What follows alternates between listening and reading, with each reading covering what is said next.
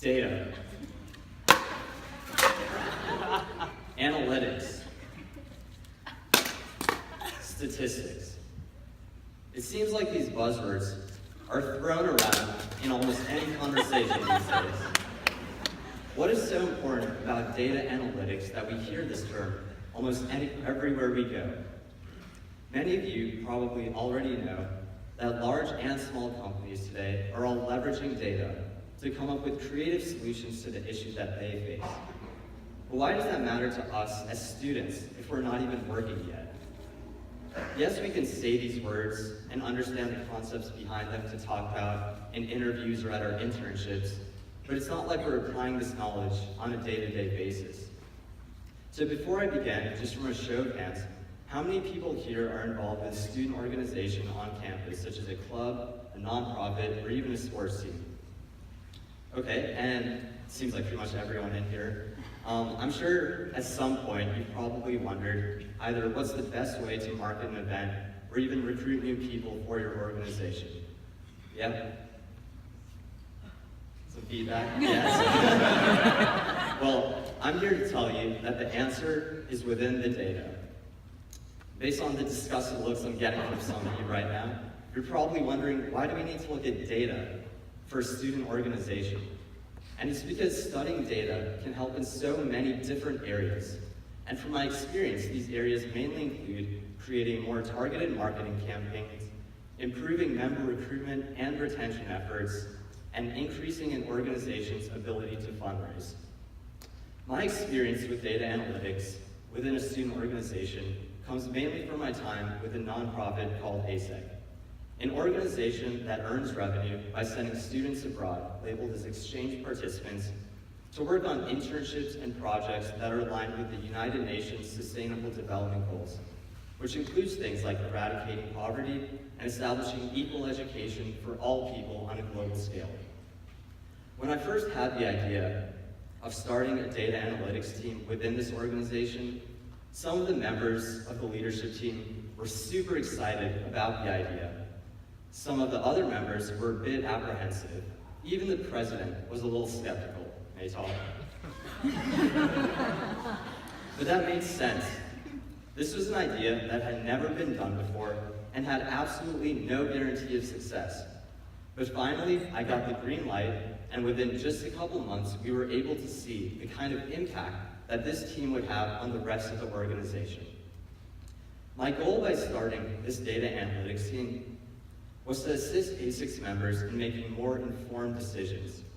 And although in the past, each team within the organization would collect its own data, it was never organized, never centralized, and quite frankly, never really looked at after it was collected.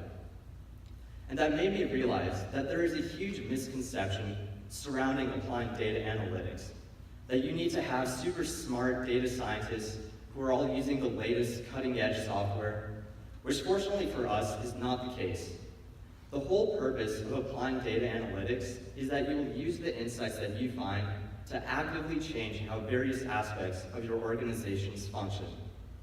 And from what I've seen so far, is that there is a very specific process that if you follow, you can all create more efficient organizations that make primarily data-driven decisions, rather than based off of just whatever feels right, and without using scientists or software that costs thousands of dollars. And the first step in this process is something we've all heard about since the 3rd grade, which is to create a hypothesis. By creating a hypothesis, you're able to better understand the problem that you're trying to solve and will have a specific goal to achieve. This will also help with the next step, which is collecting data that is actually relevant towards the issue you're trying to understand, whether this is past data that your organization already has or future data that you realize you need to work towards collecting. So for example, in ASEC, one of the first things we did was look at how we could adjust our marketing efforts to increase revenues. As I mentioned before, our organization earns revenue by sending students abroad. And so our hypothesis was that we believe there's a specific type of student that we should be targeting with our marketing efforts, who is the most likely to want to work through one of our internship programs. We then decided that the best way to test this would be using past data from resumes of people that had actually gone abroad and collected about 10 various data metrics from these resumes to describe each person. Unfortunately, one of the most tragic aspects of applying data analytics is the initial lack of organization and clarity that accompanies most sets of data. In this case, we were looking at 30 or 40 resumes at a time, and it's very hard, if not impossible, to remember the specific keywords and information that keeps popping up. And so for this reason, the third step in the data analysis process is to organize the data in a way that is easy for you or for anyone else to look at. So what we did to apply this step is we created profiles for each person's resume based on the characteristics that describe them, such as their major, their gender, their year, and then even things like the clubs they were part of and the number of languages they could speak. Basically, any information we could gather from their resume put into a neatly formatted Excel spreadsheet. This then led us to the next step, which is the actual analysis of the data. The hardest part of applying this step is identifying specific variables that you're looking for trends in. And so we had all this neatly arranged data, and all we had to do was create different types of charts to help us identify various trends that address our initial hypothesis. Eventually, we decided to go with what we thought would be the easiest and most straightforward way to identify students by in the future. We began by breaking the students down by gender, where we found that 70% of the students we had sent abroad in the past were females. And then of those female students, about half of them were international affairs majors. And we were able to do the same thing on the male side, where we found out 40% of them were either finance or accounting majors.